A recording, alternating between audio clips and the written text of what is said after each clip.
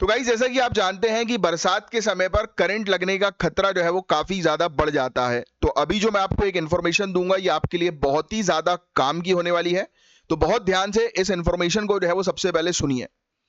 तो आपको ऑलरेडी पता है कि बारिश के मौसम में पानी जो है वो हर तरफ होता है, चाहे रोड्स हो, दीवारें हो। राइट, दीवार में भी आप टिक जाते हो तो दीवार में पानी जो है वो पसीजने लगता है। राइट, इवन घर के अंदर के स्विचेस भी आप देखते होंगे कई बार, कुछ कुछ स्विच को अगर आप दबाते हो बारिश के समय पे तो आपको हल्का सा करंट भी लग सकता है, क्योंकि स्विच गीले हो जाते हैं, है ना।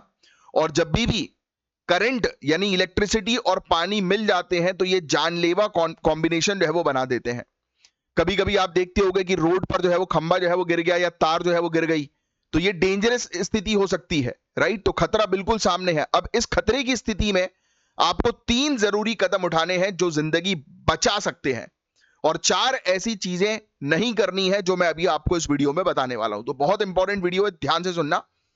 सबसे पहली चीज तो, किसी लकड़ी यानी कि स्टिक जो होती है ना, लकड़ी या ड्राई प्लास्टिक की चीज से जिस व्यक्ति को करंट लग गया है, जैसे कि आपके सामने किसी व्यक्ति को करंट लगा है, तो आपको उसको जो है वो डायरेक्ट सोर्स से, डायरेक्ट करंट के सोर्स से, यानी कि किसी तार को पकड़कर अगर उसको करंट लग गया और वो चिपक गया उस तार में, तो आपको यूज करना है लकड़ी, उसको डायरेक्ट छूना नहीं है। जिस व्यक्ति को करंट लग गया उसको आप छू लोगे तो आपके पास भी करंट जो है वो आपको भी लग जाएगा, तो उसको छूना मत, आप भी चिपक जाओगे, है ना।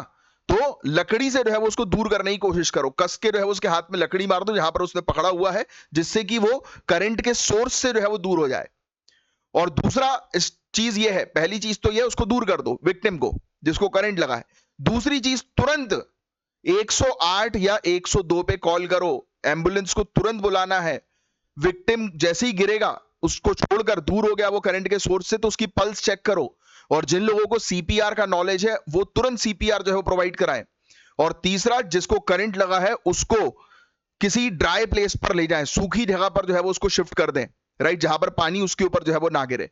तो ये 3 चीजें सबसे पहले करना जरूरी है। अब 4 ऐसी गलतियां जो बिल्कुल नहीं करनी है। पहली गलती यह है कि गीले हाथों से विक्टिम को छूना नहीं है। राइट, दूसरी गलती जो अक्सर लोग करते हैं, जो जिसको करंट लग गया उसको हिलाते हैं, झटका देते हैं या उसके ऊपर पानी छिड़कते हैं, ये कभी मत करना। ये सब बेहोश इंसान को और डेंजरस कंडीशन में ले जा सकता है। तीसरा, कई बार लोग क्या करते हैं, कपड़ों से उसको खींचने की कोशिश करते हैं। राइट, या कपड़ों से खींचकर वायर को अलग करते हैं, कभी ये गलती मत करना। गलती से अगर कपड़ा गीला हुआ ना तो वो करंट जो है वो आपके ऊपर चढ़ जाएगा। चौथी गलती, एम्बुलेंस को बुलाने में देरी करते हैं। हर एक सेकंड इंपॉर्टेंट होता है भैया, तो इमीडिएटली इमरजेंसी सर्विस को है वो बुलाना जरूरी है।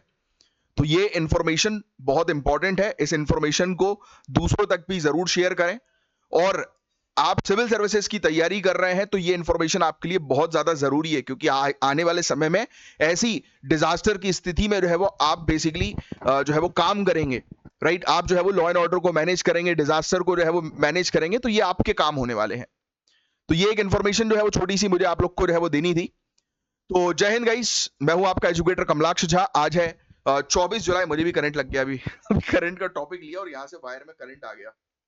एनीवेज, तो भैया देखो, आप लोगों ने, काफी सारे स्टूडेंट्स ने कंप्लेन कर रहे थे कि आवाज में कोई इशू आ रहा है, बट मैं आपको जेन्युइनली बताऊं, ये मेरी तरफ से नहीं है, ये यूट्यूब की तरफ से। बट फिर भी मैं आप लोग के लिए एक माइक जो है वो लेकर आ गया। मैंने सोचा यार चलो अब आज एक ट्राई करते हैं, इसमें शायद सबको कॉमन आवाज सही सुनाई दे। क्योंकि आप देखिएगा कल वाले लेक्चर के कमेंट में भी कुछ स्टूडेंट ने लिखा है कि आवाज ठीक है अब, और कुछ ने लिखा है नहीं है। क्योंकि क्या हो रहा है कि YouTube की तरफ से कुछ इश्यूज है वो आ रहे हैं, कुछ डिवाइस में अच्छी साउंड दे रहा है, ये कुछ में नहीं दे रहा, पता नहीं क्या चल रहा है ये। तो ये मेरे एंड से नहीं है, मेरे एंड से जो है वो चीजें सही है, क्योंकि मेरी डिवाइस में तो प्रॉपर आवाज जो है वो आउटपुट आ रहा है, मेरे मोबाइल में प्रॉपर आउटपुट आ रहा है। राइट, अब चलो एनीवेज जो भी था, अब आप मुझे आज बताना कि आज ठीक है कि नहीं है। राइट, और ये इंफॉर्मेशन जरूर शेयर करना जो मैंने भी आपको बताई है, क्योंकि ये बहुत जरूरी है आज की डेट में, क्योंकि लोगों को बेसिक नॉलेज ही नहीं होता, और फिर दूसरे लोग जो है वो भी जो है वो इस चीज के चपेट में जो है वो पड़ जाते हैं। चलो एनीवेज, तो आज है 24 जुलाई 2025 और आज के करंट अफेयर्स को हम लोग कवर करने वाले हैं। Welcome to study for civil services. और अगर आप प्रॉपर तरीके से सिविल सर्विसेज की तैयारी करना चाहते हो तो ज्ञान सर हैं ये हमारे, आप देख सकते हैं, आपको जो है वो ज्ञान सर दिखाई दे रहे हैं। और ये नंबर है, इस नंबर को तुरंत स्क्रीनशॉट ले लो, सेव कर लो। और ज्ञान सर के पेड कोर्सेज हैं, स्पेशल पेड कोर्सेज है गाइस, ये UPPCS, BPSC, UKPSC, RO, BEO, UPSC exam, even Haryana, Rajasthan, Chhattisgarh PSC की अगर आप तैयारी कर रहे हैं तो ये पेड कोर्सेज गाइस आपके लिए हैं। और यहां पर बिल्कुल प्रॉपर तैयारी करवाई जाती है और सिलेबस के अकॉर्डिंग तैयारी होती है, ट्रेंड को ध्यान में रखते हुए तैयारी करवाई जाती है। जो लेटेस्ट ट्रेंड चल रहा है ना, उसको ध्यान में रखते हुए प्रॉपर तैयारी होती है। तो तुरंत समय वेस्ट मत करो, तुरंत कॉल करो, बैचेस को ज्वाइन करो। और ये है आज के टॉपिक्स जिनको हम लोग कवर अप करने वाले हैं। और अगर आप कॉल करके बोलते हो कि आप करंट अफेयर्स के लेक्चर्स को रेगुलरली फॉलो कर रहे हो तो आपको स्पेशल डिस्काउंट्स भी मिल सकते हैं। चलो एनीवेज, अब हम स्टार्ट करते हैं हमारे टॉपिक से। और आप सभी लोग को रूल्स ऑलरेडी पता ही हैं कि आपको पेन और पेपर लेकर बैठना है, टॉपिक्स को ध्यान से सुनना है जो मैं समझा रहा हूं, और जो चीज मैं आपको बताऊंगा नोट डाउन करने की, वो चीज आप जो है वो नोट डाउन करिएगा। चलिए, तो देखो कुछ फैक्चुअल इंफॉर्मेशन वाला ये टॉपिक है। अब आप जो है वो सबसे पहली चीज तो ये लिख लो, गुरियुल रेवाइन, गुरियुल गुरियुल रेवाइन। पहली चीज तो ये, सबसे पहले ये चीज लिख लो आप, यहां पर दिख रही है ना आपको ये गुरियुल रेवाइन, ठीक है। ये कहां पर है? जम्मू कश्मीर के अंदर, जम्मू कश्मीर में ये गुरियुल रेवाइन है। तो जितनी चीज मैंने आपको बताई उतनी लिखिए, ये क्वेश्चन एग्जामिनेशन में जो है पूछा जा सकता है डायरेक्ट प्रीलिम्स पे। कौन सी साइट को ग्रेट डाइंग एक्सटेंशन का सबसे बड़ा जियोलॉजिकल एविडेंस माना गया? तो यह है गुरियुल रेवाइन। तो क्या लिख लोगे आप? ये ऐसी साइट हम लोग को जो है वो देखने को मिल रही है जिसको क्या कहा गया है? ग्रेट डाइंग, ग्रेट डाइंग के नाम से जाना जाता है इसको। पहली नेक्स्ट लाइन लिखना, ग्रेट डाइंग, इसको ग्रेट डाइंग जो है वो कहा जाता है। 260 मिलियन साल पुरानी साइट है ये, 260 मिलियन साल पुरानी, सोचिए आप। और ये वो टाइम पीरियड का साइट माना जाता है जिस समय पर आपको पता है ना कि हमें देखने को मिलता है कि इकोलॉजी कोलैप्स हो जाती है, जैसे डायनासोर्स चले गए, एक्सटिंक्ट हो गए, राइट। तो वो स्टेज पे, तो ये वही वाली साइट जो है वो बताई जा रही है जिस स्टेज पर पहले कोई और प्रजातियां जो है वो हुआ करती थी और वो पूरी तरह से जो है वो नष्ट हो गई हैं। तो ये आपको इवोल्यूशन के बारे में पता होगा, एक्सटेंशन की थ्योरी के बारे में पता होगा जो एनवायरमेंट में आप पढ़ते हो, राइट। तो अभी के लिए सिर्फ ये साइट का नाम लिखो, गुरियुल रेवाइन। कहाँ की है ये? नेक्स्ट पॉइंट में लिख लो, जम्मू कश्मीर की। और ये इसको ग्रेट डाइंग के नाम से जाना जाता है। ये वो साइट है जहां पर 260 मिलियन साल पहले, मतलब पुरानी साइट है, और यहां पर एक्सटेंशन जो है वो हुआ था, यानी कि यहां पर काफी सारी ऐसी प्रजातियां थी जो आज की डेट में स्थित नहीं है। ठीक है, नेक्स्ट पॉइंट में जो है आप लिख लो ये वाला पॉइंट। ये टर्म जो है वो आपको लिखना है, ये टर्म थोड़ा सा इंपॉर्टेंट होता है, कभी कभी प्रीलिम्स में पूछ लेते हैं ये।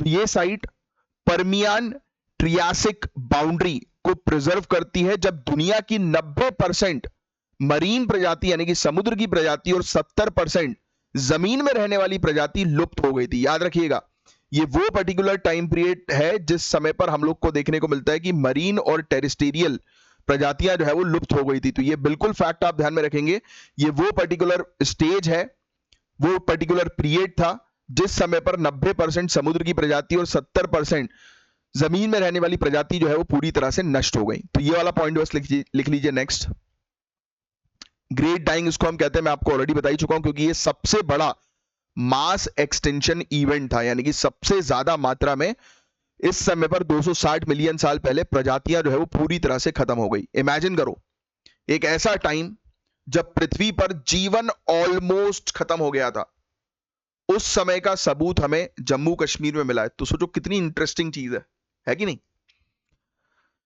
अब तो साइंटिफिक सिग्निफिकेंस की जो बात करें, यानी कि क्या महत्व है इसका, तो यहां का 3 मीटर थिक पीटीबी सेक्शन, यानी कि परमियन ट्रियासिक बाउंड्री वाला सेक्शन, जिसको पीटीबी सेक्शन के नाम से हम लोग जानते हैं, राइट। चाइना के एक और सेक्शन है चाइना का, मीशान सेक्शन, इससे भी बड़ा है, राइट। वहां सिर्फ 27 सेंटीमीटर का ही है, मतलब एक एरिया जो एक्सटेंशन साइट को जो है वो डिफाइन करता है। बट हमारे यहाँ पर बहुत बड़ा एक एरिया जो है बताया गया है, जहां पर 3 मीटर थिक वाला एरिया हम लोग को देखने को मिल रहा है, जहां पर बताया जा रहा है कि एक्सटेंशन साइट है ये। मतलब कि इस क्षेत्र में आपको जब खुदाई करेंगे तो काफी सारी ऐसी स्पीशीज के एविडेंसेस मिल सकते हैं जो आज की डेट में नहीं है, लुप्त हो चुकी हैं। ये दुनिया का पहला सेडिमेंट्री एविडेंस भी देता है एक सुनामी का, पता है आपको? उस वक्त के मास एक्सटेंशन के दौरान एक सुनामी भी हम लोग को देखने को मिली थी। अब ये लिखिएगा मत, मतलब ये कहा जा रहा है कि सुनामी के कारण ये उस समय मास एक्सटेंशन हुआ था, लुप्त हो गई थी प्रजातियां, पूरी की पूरी लगभग 90% प्रजातियां गायब हो गई। फॉसिल यहाँ के क्लाइमेट चेंज, टेक्टोनिक शिफ्ट्स और इवोल्यूशनरी ट्रांजिशन का डायरेक्ट रिकॉर्ड रखते हैं, क्योंकि जो भी जीवाश्म वहां से निकले हैं तो उससे हम लोग को वहां के एनवायरमेंट के बारे में भी स्टडी करके पता लग जाता है कि 260 मिलियन साल पहले कैसा एनवायरमेंट था। ये साइट दुनिया भर के साइंटिस्ट यानी कि यूएसए, जापान, चाइना को अट्रैक्ट करती है, राइट? तो बस ये साइट कहां पर है, इसकी लोकेशन किस चीज के लिए ये इंपॉर्टेंट है, बस वो चीज ध्यान में रखिएगा। बाकी और कुछ ज्यादा उतना कुछ खास नहीं है ध्यान में रखने के लिए। साइट पर हो रहे इलीगल डंपिंग, क्यूरिंग और लाइन डाइवर्जन की वजह से साइट को काफी ज्यादा आज की डेट में खतरा है। लोग जो है वो यहाँ पर खुदाई कर रहे हैं, इलीगल वेस्ट वगैरह जो है वो डंप कर दे रहे हैं। जियोलॉजिकल सर्वे ऑफ इंडिया ने इस पर चिंता भी व्यक्त करी। ये जितनी भी एक्टिविटीज होती हैं, ये environment protection act 1986, wild life protection act 1972 और सॉलिड वेस्ट मैनेजमेंट रूल्स 2016 का डायरेक्ट उल्लंघन है, क्योंकि लोग ऐसी एक्टिविटीज करेंगे तो ये सब चीजें उल्लंघन की कैटेगरी में ही आती है। वो बेसिक आइडिया आपको पता होना ही चाहिए, राइट? लिखने की जरूरत नहीं है। इस साइट को यूनेस्को ग्लोबल जियो पार्क बनाया जा सकता है, राइट? तो ये लिखने की जरूरत नहीं, जो चीज बनाई जा सकती है वो आपको लिखना नहीं है। यहाँ जियो टूरिज्म प्रमोट किया जा सकता है, जैसे चाइना के मीशान सेक्शन में होता है। अच्छा, ये चाइना का मीशान सेक्शन जो है वो जरूर लिख लेना।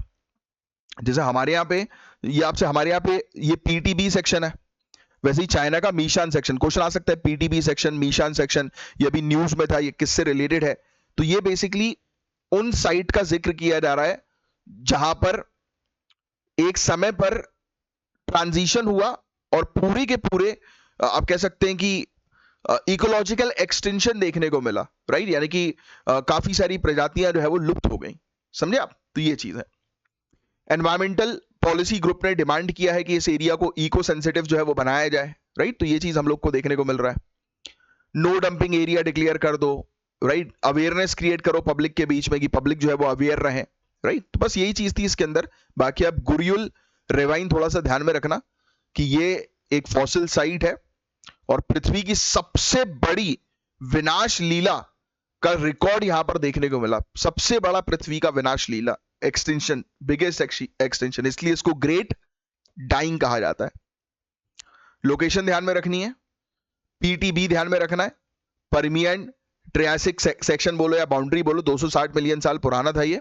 90% समुद्र की प्रजातियां, 70% जमीन की प्रजातियां खत्म हो गई। बस ये चीज ध्यान में रखिएगा आप, दैट्स इट। बाकी और कुछ नहीं है इस पर्टिकुलर टॉपिक के अंदर। नेक्स्ट, अब ये चीज लिख लो आप भैया, ये भी बड़ा इंपॉर्टेंट टॉपिक है आपके लिए। एड फेल्सीवैक्स, इंडिया की पहली इंडिया में बनाई गई मल्टी स्टेज मलेरिया वैक्सीन। लिख लो, एड फेल्सीवैक्स। आपसे पूछा जा सकता है किस चीज की वैक्सीन है ये, तो ये मलेरिया की वैक्सीन है। पहला पॉइंट तो ये लिख लो इसके टाइटल के साथ ही, पूरा का पूरा टाइटल लिख लो, एड फेल्सीवैक्स मलेरिया वैक्सीन। तो हम बात करने वाले हैं बहुत इंपॉर्टेंट टॉपिक के बारे में, और आप ये कह सकते हो कि मलेरिया की जो प्रॉब्लम्स है, जो इतनी बड़ी है, विशाल प्रॉब्लम है, तो उसको जो है वो खत्म करने के लिए इंडिया अब लीड करेगा। तो क्या है ये वैक्सीन, आइए इसको समझते हैं। तो ये एक रिकॉम्बिनेंट और शेमरिक एंटीजन बेस्ड मलेरिया वैक्सीन हम लोग को देखने को मिलती है। तो ये पूरी की पूरी चीज जो है वो आप लिख लीजिए इसमें। कौन सी वैक्सीन है? Recombinant chimeric vaccine. तो ये चीज जो है वो आप लिख लीजिए। इसका टारगेट है प्लाज्मोडियम फैल्सीपैरम। ये क्वेश्चन भी अक्सर पूछा जाता है कि मलेरिया का पैरासाइट का नाम क्या है, तो ये प्लाज्मोडियम फैल्सीपैरम, ब्रैकेट में लिख लो मलेरिया पैरासाइट, ये इसको टारगेट करेगी ये वैक्सीन। सबसे घातक मलेरिया का पैरासाइट है ये प्लाज्मोडियम फैल्सीपैरम। कई बार प्रीलिम्स में इससे रिलेटेड क्वेश्चन आ चुके हैं। ये वैक्सीन लॉक्टोकोकस लैक्टिस नाम के एक सेफ बैक्टीरिया से बनाई गई है, जिसे फूड ग्रेड भी माना जाता है। तो ये फैक्ट भी जो है वो बहुत इंपॉर्टेंट है, जो आप जो है वो लिखेंगे, राइट? नेक्स्ट पॉइंट जो है वो आप लिख लो। पहला point, recombinant multi stage malaria vaccine, Plasmodium falciparum को ये टारगेट जो है वो कर रही है। और ये लिख लो, लैक्टोकोकस लैक्टिस, इस बैक्टीरिया का यूज करके, ब्रैकेट में लिखना बैक्टीरिया, इस बैक्टीरिया का यूज करके इस वैक्सीन को जो है वो बनाया गया है। बस दैट्स इट। अब किसने इसे डेवलप किया है? तो सबसे नीचे लिख लो ICMR, Indian Council of Medical Research, RMRCBB full form के साथ लिखना, NIMR, DBT, NII, ये पूरे फुल फॉर्म के साथ लिखेंगे आप। तो इन लोगों ने मिलकर जो है वो इसको इंडिया में डेवलप किया। मेक इन इंडिया और मलेरिया एलिमिनेशन रोड मैप 2030 का ये पार्ट हम लोग को देखने को मिलता है, ये भी लिखिएगा आप, सिर्फ टाइट वर्ड डाल दो मलेरिया एलिमिनेशन रोड मैप 2030। अब यूनिक फीचर्स वगैरह इसकी आपको जो है वो याद रखने की जरूरत नहीं है, ये उतना कुछ खास इंपॉर्टेंट नहीं है कि इसके फीचर्स वगैरह क्या है। ठीक है, जब लीवर जो है वो इन्फेक्ट होता है ना, तो उसमें जो है वो ये काम जो है वो करती है, पैरासाइट जैसी लीवर को जो है वो इन्फेक्ट करेगा तो वैसे ही एक्टिवेट हो जाएगी, ऐसा कहा जा रहा है। ड्यूअल स्टेज प्रोटेक्शन देती है ये। जब पैरासाइट मॉस्किटोस के थ्रू जो है वो ट्रांसफर होता है, राइट, तो उस समय भी हम लोग को जो है वो देखने को मिलता है कि ये एक्टिवेट हो जाती है, मतलब बॉडी के अंदर एंटीबॉडी जो है वो रिलीज हो जाती है। तो ये बेसिक फैक्ट वैक्सीन का तो आपको पता होगा ही। यस, ठीक है। मल्टी एंटीजन रिस्पॉन्स जो है वो बनाता है ये, जो पैरासाइट को जो है वो मारने में सक्षम होता है। लो कॉस्ट की है ये, इंडिया में बनाई गई वैक्सीन है, तो हमने लो कॉस्ट अफोर्डेबल वैक्सीन जो है वो तैयार करी है, बनाई है। तो ये सब चीजें आपको लिखने की आवश्यकता नहीं है। और इंडिया अब दूसरी कंट्रीज को जो है वो इसका लाइसेंसिंग जो है प्रोवाइड कराएगा। इंडिया में मलेरिया जो है बहुत मेजर पब्लिक हेल्थ कंसर्न, आपको ऑलरेडी पता है कि बहुत बड़ा है ये, इसको रोकना बहुत ज्यादा जरूरी है। ठीक है, मलेरिया को एलिमिनेट करने का टारगेट जो है वो 2030 हो गया है अब। ठीक है, ये फैक्ट भी आपको पता होना चाहिए, इसलिए ऊपर वाला फैक्ट मैंने आपको लिखवा दिया है। ठीक है, बस आत्मनिर्भर हम लोग जो है वो बन गए। ये वैक्सीन का नाम बस आपको जो है वो ध्यान में रखना है, आईसी किसने डेवलप किया वो ध्यान में रखना है, प्लास्मोडियम फैल्सीपेरम को जो है वो ध्यान में रखना है, बस। ठीक है, रूम टेम्परेचर में आप इसको रख सकते हो 9 महीने तक, ये एक बेसिक सा फैक्ट है, बस दैट्स इट, और कुछ नहीं है इस टॉपिक के अंदर। नेक्स्ट, अब इंडिया एक ऐसे इंटरनेशनल रोल पर काम कर रही है, यानी कि इंडिया के पास एक ऐसा इंटरनेशनल रोल आया है जिसका direct impact food safety, trade और पब्लिक हेल्थ पर हो सकता है। हम टॉपिक जिसके बारे में बात करेंगे उस टॉपिक का नाम है कोडेक्स एलिमेंटेरियस। इससे रिलेटेड एक बार प्रीलिम्स क्वेश्चन पूछ चुकी है, तो ये पहला पॉइंट तो ये लिख लो आप, कोडेक्स एलिमेंटेरियस। एलिमेंटेरियस क्या है भैया ये, इसके बारे में हम लोग जो है वो चर्चा करेंगे। तो पहला पॉइंट तो ये लिखो कोडेक्स एलिमेंटेरियस से। पहला point, international food standard body. क्या है ये? इंटरनेशनल फूड स्टैंडर्ड बॉडी है, मतलब सिंपल शब्दों में इंटरनेशनल लेवल पर खाने का स्टैंडर्ड कैसा होगा वो बताएगी। जैसे हमारी FSSAI है ना, वैसे ही जैसे FSSAI बताती है कि फूड प्रोडक्ट्स में जो है वो क्या उसकी गाइडलाइंस होनी चाहिए, कैसे होने चाहिए, तो वैसे ही है। जैसे ट्रांस फैट को एलिमिनेट करना ही बताती है ना FSSAI हमें। जैसे कोई भी रेस्टोरेंट वाला जो होता है या कोई भी कंपनी होती है, अगर उसको कोई फूड प्रोडक्ट जो है वो मैन्युफैक्चर करना है, राइट, प्रोड्यूस करना है, तो उसके लिए उन्हें FSSAI के लाइसेंसिंग की आवश्यकता पड़ती है, क्योंकि FSSAI के स्टैंडर्ड्स के अकॉर्डिंग पूरी चीज होनी चाहिए। अगर स्टैंडर्ड्स उसका फॉलो नहीं करोगे तो कार्रवाई की जाएगी। यस, तो वैसे ही ये इंटरनेशनल लेवल पर एक बॉडी है कोडेक्स एलिमेंटेरियस, किससे रिलेटेड? Food standard body. ये क्वेश्चन आएगा। इसका उद्देश्य क्या होता है? 3 उद्देश्य लिख लो इसके आप, फूड सेफ्टी, फूड सेफ्टी, खाद्य सुरक्षा, फेयर ट्रेड, निष्पक्ष व्यापार, और तीसरा देखिए कंज्यूमर प्रोटेक्शन, उपभोक्ता संरक्षण।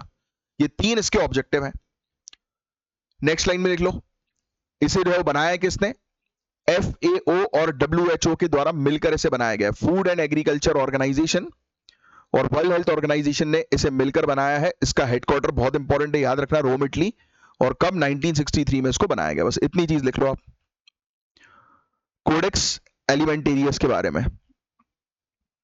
ठीक है, अब इंडिया जो है 88th एग्जीक्यूटिव कमेटी की मीटिंग अभी हुई, कोडेक्स एलिमेंटेरियस कमीशन की मीटिंग रोम के अंदर, याद रख लेना। अभी लेटेस्ट इसकी मीटिंग जो हुई है वो 88th मीटिंग हम लोग को देखने को मिली। और इंडिया जो है वो लीड कर रहा है फूड सेफ्टी के ऊपर। राइट। इंडिया के प्रयास हैं कि होल मिलेट ग्रेन्स के स्टैंडर्ड्स है वो बनाए जाए, मिलेट ग्रेन्स। और आपको ऑलरेडी पता है जो मोटा अनाज है मिलेट, ये बेसिकली क्लाइमेट चेंज से डील करने में बहुत उपयोगी है, राइट। ठीक है, और मिलेट बहुत जरूरी भी है आज की डेट में, हम उसी चीज को प्रमोट भी कर रहे हैं। फिर हमने बोला कि भाई आप जो है डेट्स, डेट्स मतलब खजूर होता है, पता है ना आपको, खजूर। इंडिया ने खजूर की जो है बात करी। अरे इसके नीचे वाला, एक मिनट। खजूर, हल्दी, ब्रोकली, इसको जो है इसके स्टैंडर्ड्स लाने की जो है बात करी इंडिया ने, राइट, और सामने प्रस्तुत किए। तो इंडिया जो है वो अब को चेयर कर रही है, यानी कि अब हम सेकंड हेड है न्यू कोडेक्स इनिशिएटिव्स के, टर्मरिक और ब्रोकली को लेकर। तो याद रखना ये वाला, ये पॉइंट्स लिख लो आप, कि हम लोग जो है वो मिलेट्स पे, डेट्स पे, टर्मरिक पे, ब्रोकली पे, इस पर जो है बात कर रहे हैं कि इन चीजों को प्रमोट किया जाए। कोडेक्स 2026 से 31 स्ट्रेटेजिक प्लान का ड्राफ्ट जो है उसमें इंडिया जो है वो कंट्रीब्यूट कर रहा है। तो ये लोग अभी एक प्लान तैयार कर रहे हैं, ये भी लिख लेना। कोडेक्स का प्लान है 2026 से 31 तक का, जिसमें इंडिया का मेजर रोल हम लोग को देखने को मिल रहा है। ठीक है, बस और कुछ ज्यादा नहीं है इसके अंदर, बस जितनी चीज मैंने अभी आपको बताई उतना ध्यान में रखिए। इंडिया ने भूटान, नेपाल, श्रीलंका ऐसी कंट्रीज को ट्रेनिंग और टेक्निकल हेल्प भी दी है, right. Food and agriculture organisation ने इंडिया की मेंबरशिप इनिशिएटिव को ऑफिशियली अप्रिशिएट किया कि हाँ यार बहुत बढ़िया कि इंडिया जो है वो शामिल हो रही है। वो तो करेंगे ही अल्टीमेटली, क्योंकि इंडिया लीड करती है। Ministry of health and family welfare और FSSAI के ऑफिसर्स ने इंडिया को रिप्रेजेंट किया। उन्होंने भारत की डोमेस्टिक फूड पॉलिसीज प्रायोरिटी को इंटरनेशनल गोल के साथ जो है वो अलाइन किया, यानी कि हमारी जो प्रायोरिटी है उसको देखो हमने अब इंटरनेशनली लिंक किया है। कितनी बड़ी बात है ये अपने आप में, ठीक है। तो इंडिया अब कोडेक्स के लॉन्ग टर्म रेगुलेटरी फ्रेमवर्क को इन्फ्लुएंस करने की पोजीशन में है। इंडिया की ट्रेनिंग और सपोर्ट से ग्लोबल साउथ में फूड सेफ्टी इंफ्रास्ट्रक्चर डेवलप हो रहा है। कोडेक्स के साथ एक्टिव पार्टिसिपेशन से इंडिया अपनी फूड सेफ्टी रूल्स को ग्लोबल बेस्ट प्रैक्टिसेस के साथ अलाइन कर रहा है, जिससे ट्रेड, कंज्यूमर हेल्थ दोनों स्ट्रांग होते हैं, राइट। तो काफी सारी चीजों पर इंडिया जो है वो काम कर रहा है। तो इतनी डिटेल में आपको जाने की जो है आवश्यकता नहीं है, जितना मैंने भी आपको बताया बस बेसिक उतना जो है वो ध्यान में रखिएगा। ये ड्राफ्ट इन्होंने 2024 में ही तैयार कर दिया था, और जिसमें मिलेट्स और इन सब चीजों की जानकारी की बात की गई। बाकी इतना डेप्थ में आपको जाना नहीं है, ठीक है। इंडिया के ऑफिशियल जो है वहां पर गए हुए थे, तो ये सेम चीज रिपीट करके बता दी इन लोगों ने, ठीक है। तो इंडिया का सिर्फ फूड प्रोडक्शन में नहीं बल्कि पूरे दुनिया भर के फूड स्टैंडर्ड्स के रूल्स मेकिंग टेबल पर भी स्ट्रॉन्ग प्रेजेंस डाल रहा है। तो हम पूरे दुनिया भर के फूड स्टैंडर्ड्स पर अपना कंट्रीब्यूशन जो है वो दे रहे हैं। कितनी बड़ी बात है अपने आप में, तो बहुत इंपॉर्टेंट टॉपिक है ये, आएगा एग्जाम में। कोडेक्स से रिलेटेड, कोडेक्स एलिमेंटेरियस से रिलेटेड ये टॉपिक आपसे जो है पूछे जाएंगे। डायरेक्टली क्वेश्चन आ सकता है कि किसका ये जॉइंट इनिशिएटिव है। चलो आप ही बताओ कमेंट बॉक्स पे लिखकर, कोड एलिमेंटेरियस किसका जॉइंट इनिशिएटिव है। अभी बताया था ना मैंने, देखते हैं कौन एक्टिवली सुन रहा है मेरी बातों को। अब जो नेक्स्ट टॉपिक है, तो आपको ऑलरेडी पता है यार, यूपीआई जो है वो हम उसको बाप बना चुके हैं आज की डेट में। ग्लोबल लेवल पर काफी सारी कंट्रीज आज की डेट में यूपीआई टेक्नोलॉजी का हमारा उपयोग कर रही हैं। तो डिजिटल इंडिया इनिशिएटिव का सबसे शाइनिंग स्टार कहा जाता है यूपीआई को। देखो ये कितना बढ़िया, मैंने आपको एक स्टेटमेंट दिया, ये स्टेटमेंट लिख लो। Shining star of Digital India initiative, that is UPI. ऐसी चीज जब मेंस में लिखोगे ना, ऐसे ऐसे लाइन, ऐसे सेंटेंस, तब पढ़ने वाले को मजा आएगा कि हाँ यार इंटरेस्ट आएगा उसको कि क्या बढ़िया लिख रहे हो आप, राइट। कि डिजिटल इंडिया इनिशिएटिव का शाइनिंग स्टार इज यूपीआई। और ये सब टर्म्स, ये सब स्टेटमेंट्स बताओ कब आएंगे, जब आप मल्टीपल टाइम प्रैक्टिस करोगे, रीड करना शुरू करोगे। मुझे 10 साल हो गए ये पढ़ाते हुए, तो इसलिए मेरे पास पॉइंट्स आ जाते हैं। तो मेरे पॉइंट्स जैसे ही आए वो आप लिख लिया करो, तो वो यूज करना शुरू करो, तो वो आपको हेल्प मिलेगी उसमें। तो यूपीआई गाइस बन चुका है ग्लोबल बेंचमार्क। आपको ऑलरेडी पता है, फास्ट पेमेंट्स के लिए आप सभी लोग यूज कर रहे हैं, है ना। यूपीआई का उपयोग सभी लोग कर रहे हैं। यूपीआई का फुल फॉर्म बता दो भैया, अरे लिखा ही हुआ है आपके सामने यार। चलो, तो आपको बता दें, आईएमएफ और FIS global fast payment report 2025 के मुताबिक भारत फास्ट पेमेंट्स में ग्लोबल लीडर बन गया है, राइट। तो एक रिपोर्ट आती है, रिपोर्ट में बता दिया गया कि फास्ट पेमेंट में इंडिया जो है वो ग्लोबल लीडर बन गया। रिपोर्ट लिखने की जरूरत नहीं, उतनी इंपॉर्टेंट नहीं है। जून 2025 में 18.39 मिलियन ट्रांजैक्शंस, लगभग 24 लाख करोड़ के टोटल वैल्यू के ट्रांजैक्शंस देखने को मिले। सोचिए आप, global real time transaction volume का 50% हिस्सा भारत का है। वीजा जैसे नेटवर्क से भी आगे हो गए हम, जैसे वीजा कार्ड यूज करते थे ना पहले, तो उससे ज्यादा यूपीआई का उपयोग हो रहा है। इंडिया ने 87.5% स्कोर के साथ 30 कंट्रीज में जो है वो टॉप किया है। ये देखो आप, 30 कंट्रीज में टॉप किया है हमने। 491 million users plus 65 million merchants. आज की डेट में हर एक व्यक्ति के पास जो है वो आप देखेंगे कि क्यूआर कोड जो है वो है। डेली 64 करोड़ 64 करोड़ ट्रांजेक्शन जो है वो नजर आ रहा है। देखो 640 मिलियन ट्रांजेक्शन से ज्यादा। 675 बैंक जो है वो इंटीग्रेट हो गए यूपीआई के साथ। तो बस ये यूपीआई की तारीफ जो है वो कर रहा है ये पर्टिकुलर आर्टिकल, और वो आप जानते ही हैं टेक्नोलॉजी बहुत बेहतरीन है हमारी, बट फिर भी डर यही है प्राइवेसी का कि कहीं डेटा ना उड़ जाए, लीक ना हो जाए। उसको और स्ट्रॉन्ग करना है, साइबर सिक्योरिटी को स्ट्रॉन्ग करना है। बस यही चीज थी इस टॉपिक के अंदर। Aadhaar, e KYC, DigiLocker, real time fraud detection, tokenisation और आरबीआई और एनपीसीआई का रेगुलेशन इंश्योर करता है कि पेमेंट जो है वो सिक्योर जो है वो होने चाहिए, क्योंकि सिक्योर पेमेंट जो है वो ये बहुत ज्यादा जरूरी है कि पेमेंट सिक्योर होने चाहिए। Can you please call me after 15 minutes?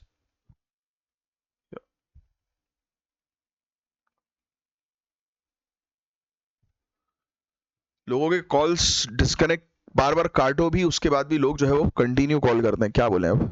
तो मेरे पास तो दिन के करीब मान के चलो कि 100-150 कॉल्स आते हैं, पागल हो जाता हूं मैं, तो इसलिए मैं उठाता नहीं हूं ज्यादा कॉल्स। तो ट्रांजेक्शन जो है वो transactions complete with in seconds. Yes, आपको ऑलरेडी पता है, बट पता है कभी कभी लफड़ा भी हो जाता है। किस किस के साथ यूपीआई में लफड़ा हुआ है? मेरे साथ कल ही परसों में हुआ है? यहाँ पे अपने पास से पैसा कट गया, सामने वाले के पास यहाँ पे शो नहीं कर रहा है, मेरे पास प्रोसेसिंग आ गया और मेरे पास से कट गया पैसा। अब सामने वाला व्यक्ति जो होता है वो बोलता है कि भैया आपका पैसा रिटर्न आ जाएगा। मैंने कहा नहीं आएगा, क्योंकि मेरे अकाउंट से कट गया है वो, और बाकायदा दिखा रहा है कि आपके अकाउंट में जा चुका है। अरे नहीं नहीं भैया, मैंने कहा भैया देखो मैं डबल से कर देता हूं, और मुझे पता है कि आप मुझे रिटर्न नहीं करोगे, ये बात भी मैं जानता हूं। अभी दो दिन पुरानी बात थी, मैं आपको बताया ना, महाकाल गया था मैं जब, तब उस समय की रात में ढाबे की बात थी, तो उसके पास आया नहीं, तो मुझसे बहस करने लगा। मैंने कहा क्या बहस करूं 200-400 रुपए के लिए? मैंने कहा ले भाई जा, क्या बोले अब, होता रहता है ऐसा। तो यही यही गड़बड़ी है, तो इन्हीं गड़बड़ी को बस आपको थोड़ा सा समझना है। जो रियल टाइम बेसिस पे प्रॉब्लम्स है ना, वो आपको सामने अपने मेंस के आंसर में जो है वो लिखना है। अंडरस्टैंडिंग वैसी आपको डेवलप करनी है। काफी सारे लोगों के पास स्मार्टफोन नहीं है, ये भी एक बड़ा चैलेंज है कि नहीं, है ना? तो इंक्लूजन पर फोकस करना है हमें, यही चीज लिखी हुई है यहाँ पर। आधार लिंक्ड यूएसएसडी बेस्ड यूपीआई और से फीचर फोन यूजर्स भी ट्रांजैक्शन आज की डेट में कर तो रहे हैं, बट अभी भी आता नहीं है। जैसे फीचर फोन में भी अब यूपीआई की फैसिलिटी आ चुकी है, बट फिर भी लोगों को चलाना नहीं आता। दैट इज द इशू ना, डिजिटल लिटरेसी का इशू है। तो जो ये तारीफ कर रहे हैं उसके साथ साथ आप इशू भी दिमाग में चलाते रहो कि नहीं यार इतनी तारीफ भी अच्छी नहीं है, क्योंकि इंप्रूवमेंट करना जरूरी है, कंटिन्यूअस, है ना? क्योंकि आपको पता है कि भाई क्या क्या कमियां हैं, इसलिए तो आपको रिक्रूट किया जा रहा है, इसलिए तो आपको ट्रेन किया जा रहा है कि आप कमियां जो है वो ढूंढो और उस पर काम करके आगे बढ़ो। अब तक यूपीआई 7 कंट्रीज में ऑपरेशनल है, ये लिख लेना, ये याद कर लेना भैया, ये चीज एग्जाम में आ सकती है। 7 कंट्री क्या 8 कंट्री हो गई? एक बार इस डेटा को कंफर्म कर लेना भैया, एक वैलिड सोर्स से कंफर्म करना। मुझे पता नहीं क्यों ऐसा लग रहा है 8 कंट्रीज में है। एनीवेज आप एक बार चेक कर लेना। UAE, Singapore, France, Bhutan, Nepal, Sri Lanka, Mauritius. France में यूपीआई की एंट्री यूरोपियन पेमेंट्स मार्केट का एक बड़ा अचीवमेंट है कि हमारा जो है वो यूपीआई यूरोपियन मार्केट के अंदर घुस गया है, और यूरोपियन मार्केट बहुत स्ट्रांग माना जाता है अपने फाइनेंशियल ट्रांजैक्शंस के लिए। फाइनेंशियल क्या, किसी भी चीज के लिए।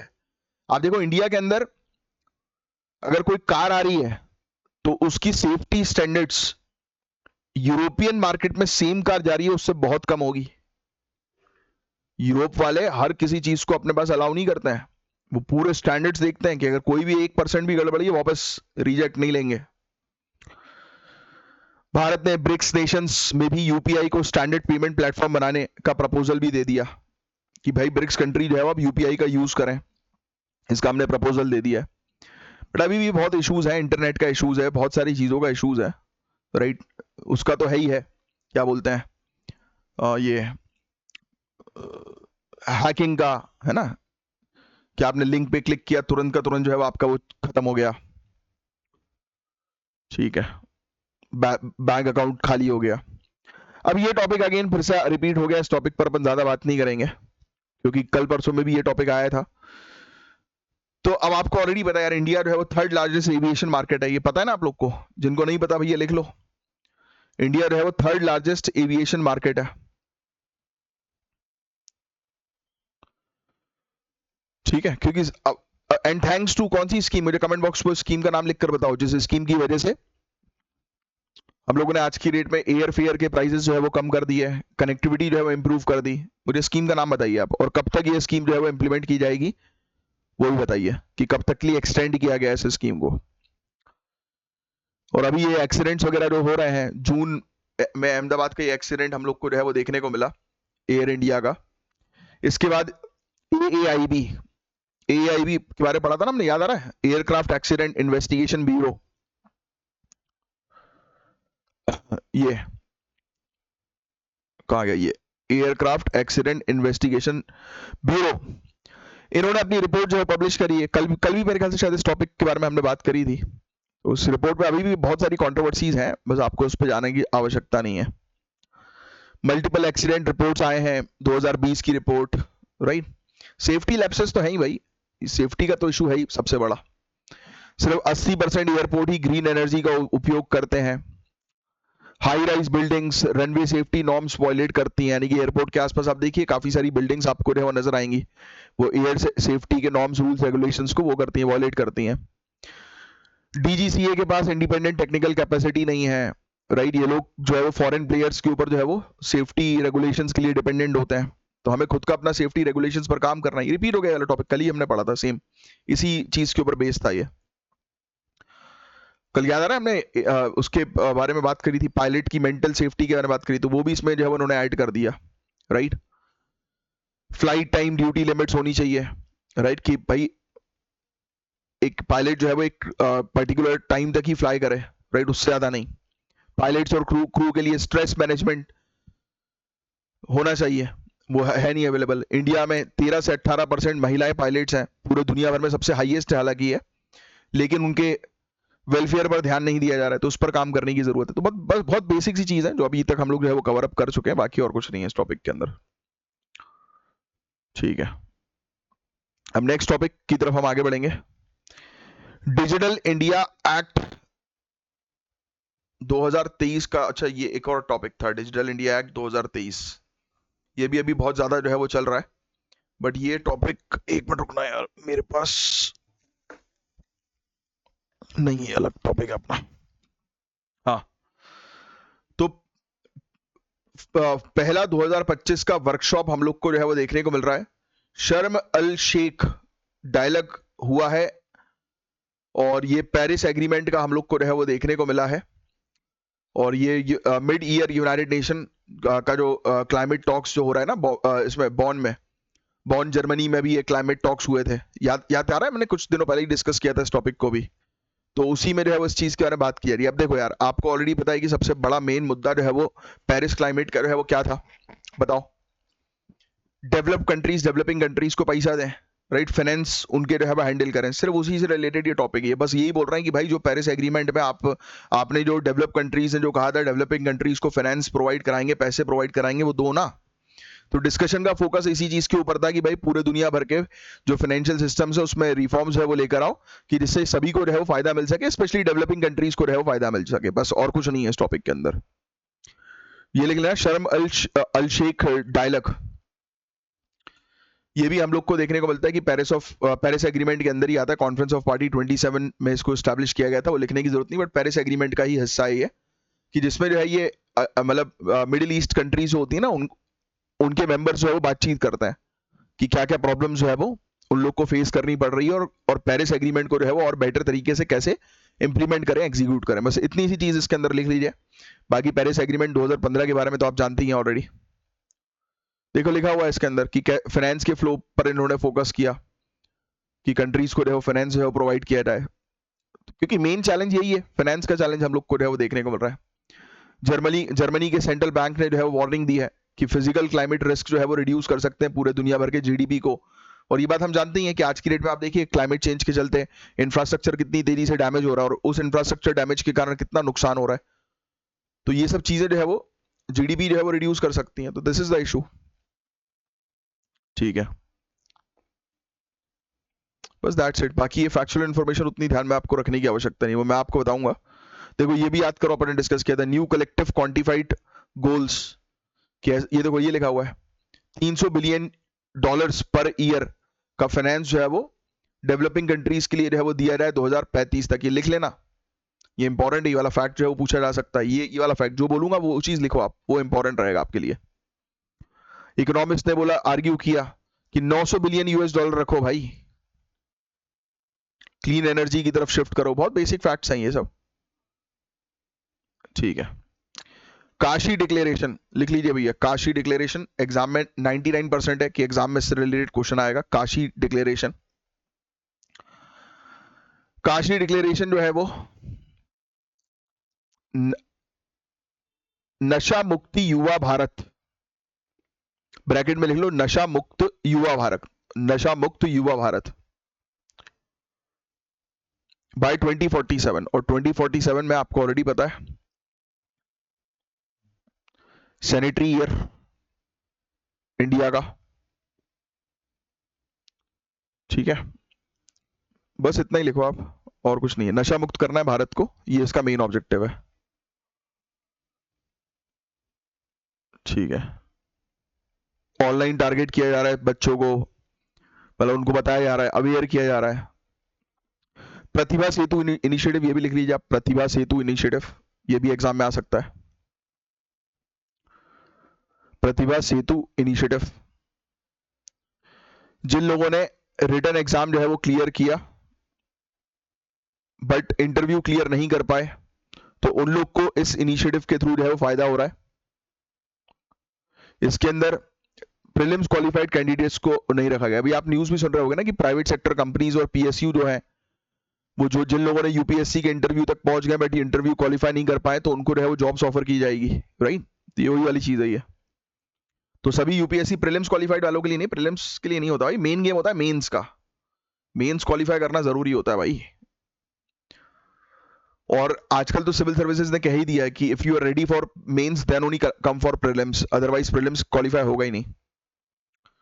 ठीक है, बस ये चीज बस ध्यान में रखो आप, दैट्स इट।